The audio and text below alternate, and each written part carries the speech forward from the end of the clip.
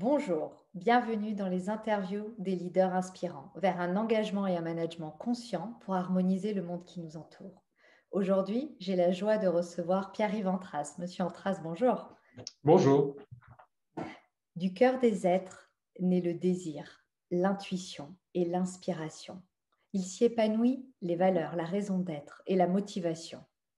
Suivre son intuition, ses valeurs et ce qui anime son cœur est un magnifique cadeau qu'un individu peut s'offrir à lui-même pour être aligné et se respecter. L'effet magique, je dirais l'effet quantique, c'est que ses actions rayonnent autour de lui pour le bien de tous et inspirent. Monsieur Antras fait partie de ces personnes. Il s'est connecté, il s'est mis en résonance avec le cœur de son entreprise et de ses 300 salariés pour co-construire l'entreprise libérée qui est devenue Haute-Savoie Habitat. Le mouvement visible s'initie en 2012. Pour qu'une entreprise puisse se libérer, c'est aussi sous l'impulsion de son dirigeant. Monsieur Antras, vous dirigez Haute-Savoie Habitat, entreprise à mission pour logements sociaux, depuis 17 ans.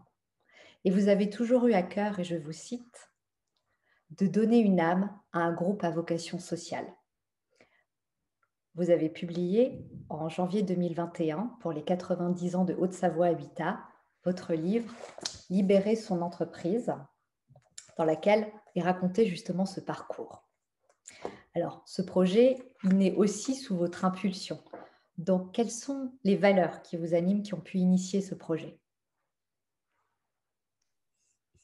Je dirais la valeur principale, peut-être pour vous répondre, c'est d'abord l'humain, la recherche effectivement de la relation à l'autre, l'importance d'être dans une logique d'écoute, de respect, de partage. Ça, c'est une valeur qui est importante pour moi.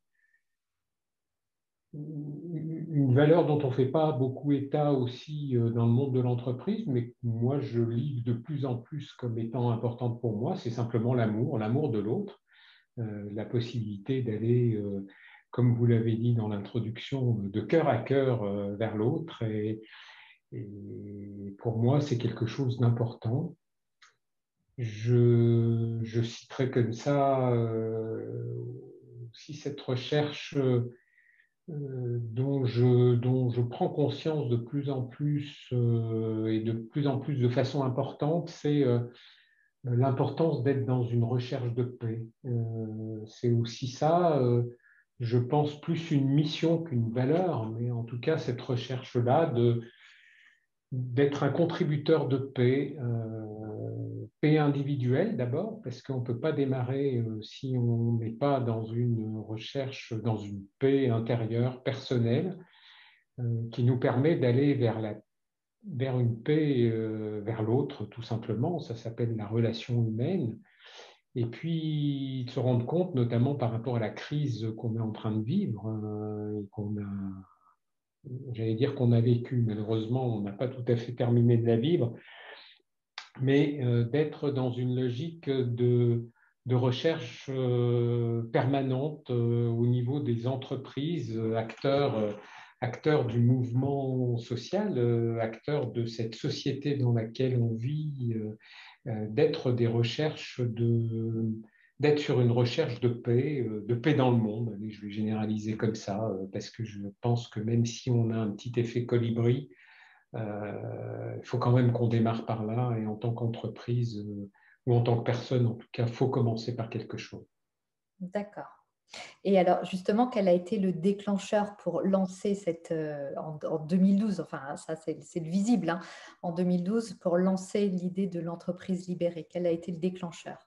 Et qu'avez-vous mis en place à ce moment-là? Tout part par un projet stratégique d'entreprise qui repose sur la confiance.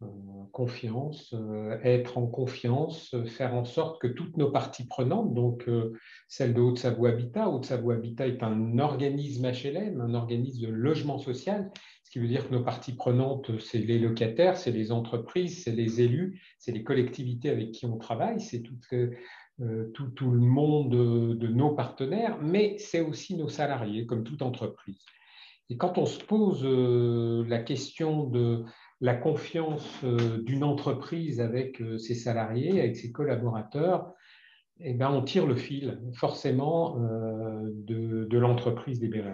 Enfin, forcément, je ne sais pas si c'est forcé, mais en tout cas, nous, c'est comme ça qu'on a tiré ce fil-là. C'est comme ça que je l'ai tiré dans une logique de re-questionnement de ce que veut dire la confiance. Alors, par quoi on a démarré? Ben, on a démarré simplement en étant, en bouclant ça avec une logique de qualité de vie au travail, peut-être parce qu'en 2012, on se posait beaucoup des questions de cette qualité de vie au travail qui passait par le bonheur au travail. Le premier point qui a été une rencontre que j'ai eue avec chacun des services, chacune des équipes, il y en a 40, une quarantaine hein, chez Savo Habitat, qui a consisté à dire ben vous êtes plutôt bien dans votre entreprise. On était une entreprise sans conflit, sans difficulté sociale, sans voilà, une entreprise qui vit plutôt bien, qui est plutôt bien positionnée aussi sur le niveau de confiance. Mais comment tout ça est perfectible? Comment on peut éliminer les grains de sable qui peuvent exister parce que même quand on est à peu près bien, ben le à peu près veut dire qu'il y a des choses qui ne vont pas bien. Et si vous aviez à être dans une logique d'amélioration du bonheur au travail, eh bien, qu'est-ce que vous élimineriez? Et c'est comme ça qu'on a démarré tout ce travail sur l'entreprise libérée, en démarrant par le bonheur au travail et en entrant du coup dans un mode d'écoute qui reprend les valeurs que vous évoquiez, hein, qui sont les miennes et qui sont importantes, et puis un gros travail sur tout ce qui est le management, l'encadrement, le fait qu'on soit dans une logique effectivement de considération de l'individu dans ce qu'il appartient à une équipe et de sa considération dans sa phase de participation à la phase analytique, c'est-à-dire que si j'ai un problème, si j'ai une question, je dois d'abord prendre le temps de partager en équipe la compréhension du phénomène, de la question à poser. Et derrière, c'est là que le mode participatif est tout aussi intéressant, c'est de contribuer à une réponse collective, une analyse collective, une réponse collective. Et c'est comme ça que bah, le chemin de l'entreprise libérée a pris naissance. D'accord. Vous avez, après, entre vous, il y a eu des périodes aussi de retour à soi entre collègues. Vous avez fait des retraites pour aller trouver cette réponse ou les différentes Alors, réponses. je, la première étape a été cette logique de travail sur la libération pendant 2 ans, 3 ans. C'est quoi l'écoute? Comment on travaille? Comment on est plus en confiance en écoutant les équipes, en permettant aux équipes de se libérer aussi sur ce qu'elles ont fait. Et puis, oui, alors pour vous répondre, oui, je suis reparti en retraite à un moment, 3 ans après ce démarrage-là, parce que et quand je suis arrivé en retraite, donc une retraite faite pour dirigeants, plusieurs jours, effectivement basée autour d'une marche dans le désert où on trouve la solitude qui nous permet de prendre un peu de hauteur, un peu de réflexion. C'est des axes qui me paraissent nécessaires dans nos métiers de dirigeants, de temps en temps, d'être aussi dans une logique d'introspection et de recherche, en écoutant aussi les autres, d'autres dirigeants qui s'expriment de la même manière. Et là, j'ai pris conscience que quelque chose que tout allait bien, mais qu'il manquait, en fait, il manquait quelque chose. Et j'ai cheminé à la fois à pied dans le désert, mais aussi cheminé dans mon esprit. C'est le but, hein, je crois que c'est d'allier, vous parliez d'alignement tout à l'heure, c'est tout à fait cette forme d'alignement qui est indispensable. À un moment, j'ai pris conscience qu'en fait, on avait fait beaucoup de choses pour libérer le corps de l'entreprise. Et là, il manquait la libération du cœur de l'entreprise. Et je suis ressorti là en me disant, ben, j'ai compris. J'ai réuni tous les managers pour leur dire, j'ai compris quelque chose et je vous propose qu'ensemble, on aille travailler sur l'ouverture du canal cœur. Et là, ben là, ça a posé des questions. Qu'est-ce qu'il veut dire? Qu'est-ce que ça veut dire? Donc, j'ai essayé de l'expliquer en disant, je pense qu'on doit apprendre à être sur une logique beaucoup plus de sincérité, de transparence, de logique de psychologie positive, de logique d'empathie, de logique de bienveillance. Peut-être que je ne parlais pas encore d'amour à l'époque, mais ça vient vite. Ça vient vite quand on l'accepte. Finalement, on est dans cette logique de relation avec tous les interdits qui sont autour dans l'entreprise. On parle pas de la relation affective. Bah si, justement, pour que les gens soient bien, il faut d'abord qu'ils soient. Et pour être, bah, il faut qu'on soit. Donc, on est dans une logique où effectivement, c'est important de parler de ce qu'on est et de comment on vibre. Donc, voilà, c'était bien sûr une option, la possibilité de partir pour tous les managers qu'ils souhaitaient, de partir en retraite de 3 jours. Retraite dans le sens de retrait du monde de travail, vivre ensemble un collectif qui est en collectif une forme de prise de hauteur. Donc, on se retire du quotidien pour réfléchir à ce qu'on fait, à comment on doit le faire. Voilà, donc ça a été, je dirais, avec un peu de recul, aujourd'hui, vraiment un des virages les plus importants de l'entreprise dans ces 90 années, en tout cas un moment où le collectif a pris conscience qu'il fallait être dans une démarche relationnelle autre.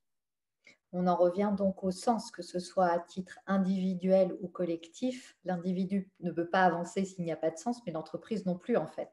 Et donc, de réunir le cœur, j'allais dire, bon, voilà, vos managers, donc le rôle important des managers dans une entreprise libérée aussi, pour aller questionner le sens, j'imagine, le sens des actions, pour aussi le diffuser. Quels seraient justement les piliers, j'allais dire, de valeur de l'entreprise libérée, enfin, auquel elle s'est construite, enfin, co-construite avec vos salariés, grâce au manager, grâce à cette retraite? Voilà, quels ont été le sens, les valeurs et qui forment le pilier finalement? Alors, les valeurs de l'entreprise avaient déjà été travaillées depuis pas mal d'années par le corpus des salariés, hein, sur une logique effectivement de valeurs piliers. C'est peut-être là en termes de valeurs, en termes de sens, en termes d'utilité sociale, c'est peut-être évident dans une entreprise qui a été créée pour ça depuis 90 ans, d'être dans ces logiques-là, une valeur altruiste, une valeur humaine, une valeur au service de la personne dans le cadre de son logement, qui est un bien fondamental.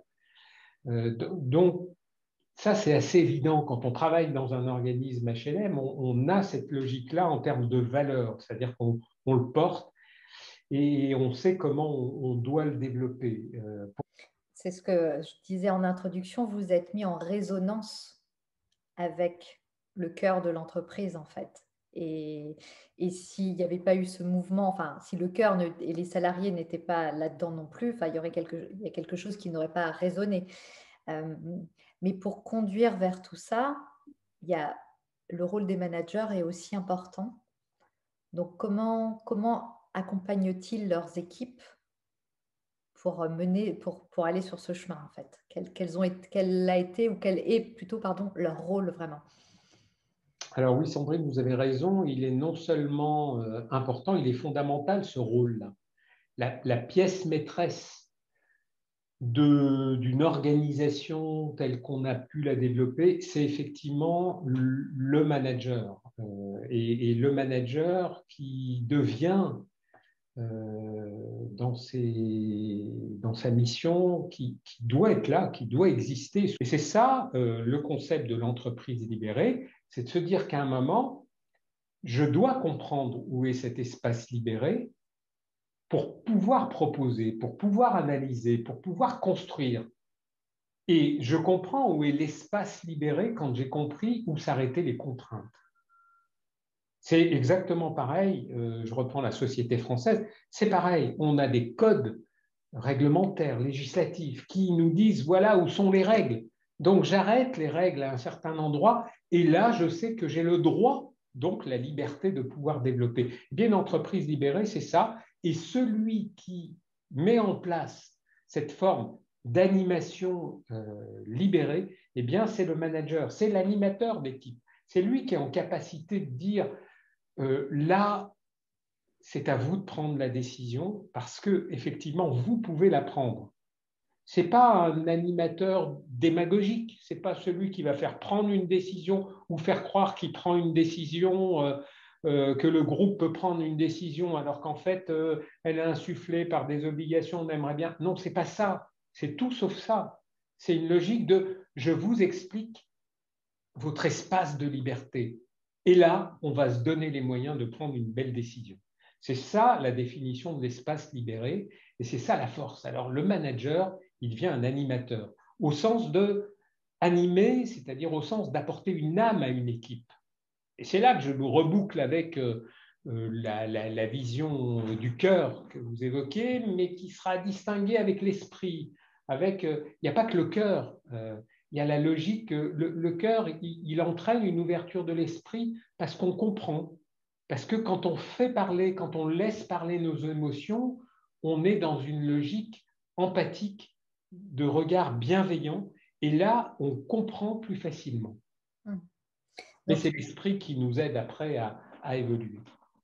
Donc là-dedans, en fait, il y a le cadre, être libre dans le cadre, il y a la confiance, mais il y a la responsabilisation, en fait. C'est ce dont vous parliez indirectement, de responsabilité, d'engagement aussi, parce que pour respecter un cadre tout en se sentant libre, c'est avoir conscience de son engagement également. L'écoute et l'intuition. Et du manager émane la considération, sinon je pense que le ciment, avec la confiance, sinon le ciment ne se fait pas en fait entre les personnes. Alors, oui, il y a tous les éléments fondamentaux que vous avez cités, la confiance, la logique. Si je suis en confiance, je vais dire les choses et je vais les écouter plutôt que d'être dans une logique de défense, de suspicion, enfin, tous ces éléments-là sont contraires à la confiance. Si je suis en confiance et qu'on me pose une question, je vais l'accueillir, je vais tout faire pour y répondre correctement parce que j'aurais compris pourquoi on me pose la question. Si je ne suis pas en confiance, eh ben là, notre entreprise, comme tous les groupes sociaux, auront du mal à travailler. Voilà, c'est un peu le principe. Donc, il faut continuer, et c'est le rôle du manager, il faut continuer à construire cette confiance sans arrêt, être dans une logique de capital confiance enrichi. Je rappelle souvent que quand on signe un contrat entre l'employeur et un salarié, on part sur un capital confiance qui est positif. Sinon, on ne signerait pas de contrat. Donc, on part avec un capital confiance qui est positif. Pourquoi, dans la majorité des situations, entre ces deux entités-là, l'employeur et l'employé, pourquoi, en général, on dévalue ce capital-là? Pourquoi on ne considérerait pas plutôt qu'il serait intéressant de le bonifier? Et c'est ce qu'on essaye de faire chez nous. On essaye de se dire, augmentons ce capital confiance. Donc, bien sûr que ça veut dire apprendre à se dire les choses, apprendre à être dans un partage, dans une partage de nos peurs, dans une partage de nos forces, dans un partage, pardon, de nos forces, dans une logique où, à tous les instants, on va plutôt être dans une recherche de sécurisation que d'être dans une recherche de déstabilisation. Et vous citez dans votre livre, je cite la phrase, la confiance encourage l'implication, la considération amène la reconnaissance. Donc, je trouve qu'elle résume bien ce que vous venez de dire. Les auditeurs, vous découvrirez tout le parcours vraiment dans le livre. Hein. Je vous invite vraiment à le lire parce qu'il est à la fois émouvant, énergétisant, il donne des ailes, vraiment. Mais quand même, en quelques mots, quelles ont été les réactions des différents, j'allais dire, de vos différents collègues? Peut-être que vous avez une ou l'autre anecdote importante, témoignage à nous partager. J'en aurais beaucoup sur les réactions à partager. Et comme vous le disiez, Sandrine, c'est dans le livre qu'effectivement, on s'est efforcé, enfin je me suis efforcé, mais accompagné quand même d'une équipe. et d'une logique aussi de témoignage des salariés qui avaient envie de dire, parce que c'est de ça qu'est parti le livre, ceux qui avaient envie de dire finalement c'est quoi pour nous l'entreprise libérée Haute-Savoie Habitat et en quoi ça nous fait vibrer. C'est un exercice que je leur ai proposé, c'était de là qu'est parti le livre, et c'est 32 salariés, donc un peu plus de 10%, qui ont dit nous, ça nous intéresse. Donc je suis allé à leur rencontre, on a passé 32 moments fantastiques où ils ont vibré, oui, ils ont partagé leurs émotions par rapport à ce qui était en flot positif, en lien dans ce qu'ils avaient vécu, qui venait en correspondance avec Haute-Savoie Habitat, entreprise libérée, et à la fois ce qu'ils avaient envie de me dire. Et je venais aussi chercher une commande pour la suite, pour 2020, 2021 et toute la suite, de comment on continue à construire cette entreprise libérée-là. Donc, j'aurais déjà 32 moments émouvants à raconter pour répondre à votre question, mais c'est pas. D'abord, on n'en a pas la possibilité. Puis là, je vous invite pour le coup à lire vraiment le livre parce que c'était aussi ça l'exercice, d'aller reprendre ces petits passages. Et comme moi, j'étais dans le sens du flow aussi et de l'émotion et du message du Petit Prince, l'important ne se voit qu'avec le cœur et pas forcément, ne s'écrit pas, ne se dit pas oralement, ne se raconte pas. Moi, j'avais fait un choix de les prendre en photo, voilà, parce que j'aime bien la photo, parce que je leur demandais de vibrer et je leur demandais de me laisser vibrer aussi par le média que j'aime bien, qui est la photo. Et ça a fait 32 portraits qui sont intéressants, sur lesquels eux, ils ont travaillé aussi pour raconter leur histoire à partir d'ateliers d'écriture. Voilà, donc c'est aussi tout ça. C'est aussi tout ça qui nous fait vibrer au quotidien et qui fait avancer l'entreprise et qui la fait vibrer. Quand on est 300 personnes qui vibront en positif, c'est l'entreprise qui vibre en positif. Et c'est ça qui est beau dans l'entreprise libérée, c'est quand aujourd'hui on se profile un petit peu comme une logique de, enfin je reprends ce terme parce que je trouve qu'il est assez fort, de vibration sociale, de vibration pour tenir notre mission sociale, de vibration humaine tout simplement. Alors comment les gens ont réagi, je ne peux pas bien répondre à cette question. Enfin, j'ai quand même un peu répondu, mais dans précision, une entreprise libérée, en tout cas Haute-Savoie Habitat, c'est un groupe social comme un autre groupe social. Et ce n'est pas le paradis avec que des relations positives. Je pense que c'est important de rappeler que ça reste un groupe social comme un autre groupe social, c'est-à-dire, moi j'ai souvent tendance de donner, à rappeler l'image un peu que donne Frédéric Laloux, qui est un sociologue et qui nous rappelait dans ses présentations un petit peu de ce qu'étaient les entreprises dites agiles, dites dans des logiques un peu différentes que l'entreprise libérée, mais qui tout ça se rejoint, c'est que des problèmes de vocable. Mais moi j'aime bien l'image de Frédéric Laloux qui donne une image d'une entreprise comme étant un écosystème, c'est-à-dire un écosystème, et j'aime bien l'image de la forêt où on a des gens qui vont s'enraciner, et puis on a des oiseaux qui sont de passage, et puis on a des herbes qui poussent et qui vont tout de suite dépérir, qui resteront pas, qui vont partir ailleurs, et puis on a des cycles qui sont importants, des feuilles d'automne qui tombent et qui servent aux herbes de printemps. Enfin voilà, on est dans des logiques d'écosystème. Et je crois que c'est ça la force aussi d'un groupe social tel qu'une entreprise, tel que notre entreprise, c'est d'avoir des logiques qui ressemblent à celles de la forêt. Et puis il y a des moments où il y a des gens qui arrivent à l'orée du bois et qui se disent oh là là, c'est quoi ce bois? Moi, j'ai pas envie de prendre ce chemin là où j'en suis, de ma vie personnelle, tout ça, ça me paraît un peu sombre, ça me paraît un peu, ou au contraire, un peu trop éclairé. J'ai envie de prendre cet autre chemin-là. Eh bien, c'est une autre forêt qu'il faut prendre. C'est que ce n'est pas forcément le bon croisement au bon moment. Donc, il y a des gens qui peuvent rentrer dans notre entreprise et se dire, mais ça ne colle pas. Et puis, par contre, et ça, je trouve que ça existe de plus en plus quand on présente notre entreprise, quand on présente notre cheminement, qui maintenant, sur le chemin de l'entreprise libérée, commence pratiquement à avoir 6 ans.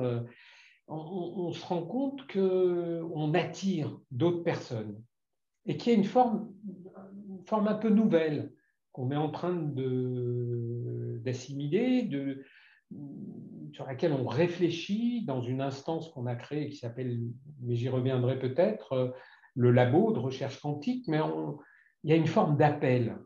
J'ai aujourd'hui plusieurs candidats pour rentrer chez nous qui nous disent, moi, votre entreprise, elle m'attire, j'aimerais bien venir y travailler et je ne sais pas pourquoi. Ce n'est pas dans la logique de l'entreprise libérée qui nous intéresse sur sa gestion du temps, sur la logique qu'on voit bien, ouais, on demande des choses, on les a, si on peut argumenter, etc. Ça, c'est le principe de l'entreprise libérée qu'on voit peut-être un peu trop sous sa forme. Quand on a beaucoup cité Google, ah ouais, c'est super bien, il y a une table de ping-pong, mais au bout de 2 jours, la table de ping-pong, bon, on se dit, bon, finalement, il ne suffit pas d'une table de ping-pong. Ouais, et derrière la table de ping-pong, il y a autre chose qui appelle, quoi. Il y a comme avec les relations entre les personnes, il y a ce qui s'émane en fait. On va vers une personne parce qu'il s'émane quelque chose de cette personne qui nous correspond. Donc, ce qui s'émane de l'âme de l'entreprise, c'est la même chose. C'est pour ça qu'on va vers telle entreprise ou vers tel dirigeant, tel manager. Oui, c'est pour ça que vous reparlez bien d'âme, donc on est bien dans la logique spirituelle et c'est ça qui fait la force de cet écosystème, c'est-à-dire qu'à un moment, soit on se sent appelé, aspiré dans cet alignement qui nous permet de grandir personnellement et de faire grandir l'entreprise. Et ça, on le retrouve quel que soit, même si une entreprise n'est pas libérée. Et c'est vraiment aussi le sens de ces interviews, de montrer l'importance de l'alignement des valeurs du dirigeant, donc de la tête, de l'entreprise, entre guillemets, la tête, avec l'âme qu'il a envie d'insuffler, avec l'intention, l'inspiration qu'il a envie d'insuffler à l'entreprise ou, comme on reprend avec l'humain, à son corps. Et quel que soit le type d'entreprise, c'est vraiment cette importance d'incarner les valeurs à titre personnel et collectif. Et ça, c'est aussi tout le travail. J'ai volontairement pas trop posé de questions sur tout le déroulé parce que je me suis dit, les personnes pourront le découvrir dans votre livre. En fait, je voulais plus vous entendre sur d'autres éléments. Oui, mais alors, je me permets de vous couper parce que ça, c'est fondamental. Je crois justement aujourd'hui que ce n'est pas le dirigeant qui insuffle ça. Et c'est ça la grande différence. C'est là où moi, je crois en l'énergie quantique et je crois que c'est l'entreprise qui insuffle. Et que Oui. un dirigeant n'est que Et patient. en fait, les deux se rencontrent. Le dirigeant rencontre son entreprise et l'entreprise rencontre son dirigeant. Alors. Oui, c'est la notion d'appel, la notion justement de correspondance, le croisement de chemin, mais pas que pour le dirigeant. Le dirigeant, il est là à un moment. Vous parliez tout à l'heure d'intuition. Moi, aujourd'hui, je suis persuadé que notre rôle dans l'intuition, c'est d'être justement dans un rôle de lâcher prise pour que l'intuition ne soit pas autre chose que simplement capter ce que veut nous dire l'entreprise. Tout à fait. Et alors, pour la continuité de tout ça, pour la pérennité, parce que donc, vous mentionnez tout à l'heure le labo, donc j'allais y venir, vous avez 2 instances, il y a le CODIR et le labo quantique, qui vous permet finalement de réunir l'être et le faire. Je vous laisse plutôt le présenter parce que ça a vraiment son importance dans l'évolution de l'entreprise. Quand on a pris conscience qu'il fallait ouvrir le cœur, on allait dans une logique de recherche dans quelque chose qu'on n'a pas tout à fait identifié tout de suite dans la notion de ce qu'on voulait vraiment, ce que vous décrivez là, qui est aujourd'hui ce que je décris, hein, 2 comités de direction, un sur l'être, un sur le faire. Ça paraît logique en le disant, parce que finalement, ça fait longtemps que on sait ce qu'on fait et par contre, c'est bien aussi qu'on sache ce qu'on est. Et donc, on est une instance de direction de la même manière. Et cette notion de labo de recherche quantique est apparue effectivement après la retraite qu'on a évoquée, cette retraite-là de travail au niveau des managers, où on s'est rendu compte qu'il fallait vraiment être dans une logique de préoccupation de tout ce qui se passait au sein de l'entreprise, notamment sur cet aspect de la bienveillance, sur cet aspect de la psychologie positive. Donc, tout de suite après la retraite, deux directions qui ont été prises. La première, c'est la création d'un poste, qui est un poste assez important aujourd'hui dans l'entreprise, qui s'appelle le coach des cœurs et de la libération, qui est un coach interne qui intervient là où on a du mal à... Là où on constate des tensions, là où quelqu'un n'est pas bien, là où un manager a du mal à être dans la continuité de ce qu'on avait ouvert ensemble, c'est-à-dire le canal cœur. Donc, on est dans cette logique-là et c'est un poste qu'on a internalisé. Et le deuxième axe dans lequel on intervient, c'est effectivement la logique de ce labo qui a été mis en place en étant dans la logique d'un comité de direction de l'être.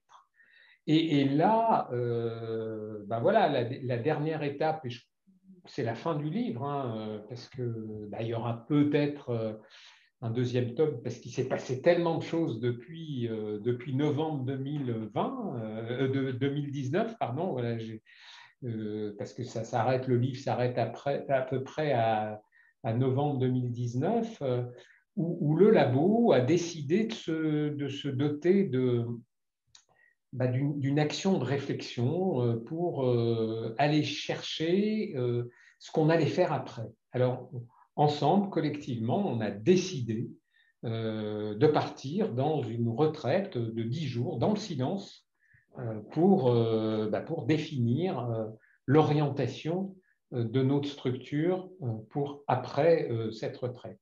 Et alors là, on a vécu un autre moment fort de l'entreprise parce qu'effectivement, ça fait travailler sur l'absence, ça fait travailler sur le silence, ça fait travailler sur tout ce qu'on dit en se disant mais il n'y aura rien et pourtant il y aura tout, même symbolique que dans le désert. On a l'impression que dans le désert, il n'y a rien, alors qu'en fait, vous en ressortez, j'en suis ressorti avec plein de choses, quoi. Et voilà, ça fait partie des moments un peu magiques, à la fois de ma vie et de la vie de l'entreprise, qui nous parlent d'évidence, qui nous rappellent l'évidence et qui nous préparent à quelque chose parce qu'on a lâché prise, parce qu'on s'est laissé porter, qui nous prépare à des choses qui sont beaucoup plus importantes et où une fois qu'on les vit, on se dit waouh, on ne savait pas à l'époque, mais quelle belle préparation. Juste pour revenir sur le labo, concrètement, entre guillemets, comment il fonctionne et comment vous le mettez j'allais dire en symbiose avec le CODIR? Du coup, comment vous prenez les décisions? Alors, comment il fonctionne? Il fonctionne comme un labo, c'est-à-dire sans méthode. Alors, ça ne veut pas dire qu'il n'y a pas de méthode dans le labo, mais c'est un labo de recherche quantique, sur le management quantique exactement.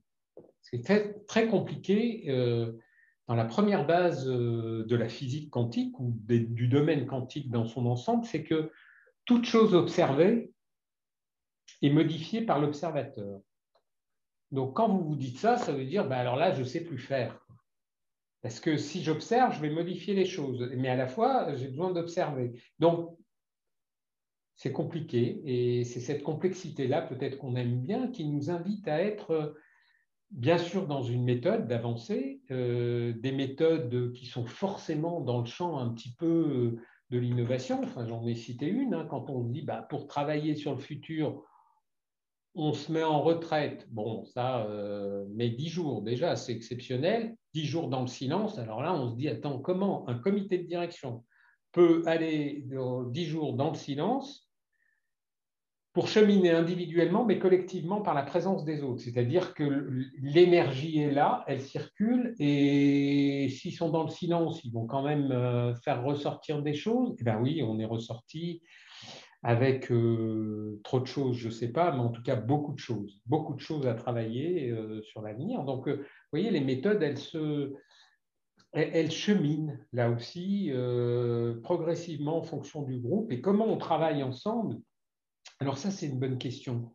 Surtout aujourd'hui, parce que le labo est ressorti notamment avec un point fondamental qu'il a tout de suite partagé avec le CODIR, qui est de dire il faut impérativement que notre structure avance sur l'intelligence spirituelle, sur son ouverture spirituelle, sur son engagement responsable par rapport à ce qui se passe dans le monde, par rapport à ce qui se passe dans notre société, par rapport à ce qui se passe globalement sur lequel on peut être acteur. Et là, on est avant la crise, avant la crise sanitaire. Et quand on prend la crise, comme toutes les entreprises, de plein fouet, on comprend à ce moment-là qu'on s'est préparé juste avant à tisser ensemble, labo et CODIR, notre cocon, parce qu'on rentre dans une chrysalide. La crise n'est rien d'autre qu'une logique de chrysalide dans laquelle on transformera une chenille en papillon, et qu'on est dans cette étape-là. Simplement, on se donne le temps de le voir, de l'analyser et de co-construire. Donc on a, pour vous répondre concrètement, on a effectivement quelqu'un qui nous a accompagnés ensemble, CODIR et Labo, pour comprendre ce qu'on pouvait faire pour que notre fil de soie du cocon soit le plus solide possible. Et qu'on ne soit pas dans une logique de 10 cocons individuels que chacun va bien tisser de son côté, mais qu'on soit aussi dans une protection collective et dans le fait que le cocon ne tombera pas de la branche avant la fin de la transformation. Merci, magnifique, Monsieur Antras. Merci beaucoup pour votre partage. Merci à vous. De tout cœur, vraiment. J'espère que les mots, le partage de Monsieur Antras vous aura inspiré, et à très bientôt pour de prochaines interviews. Au revoir. Au revoir.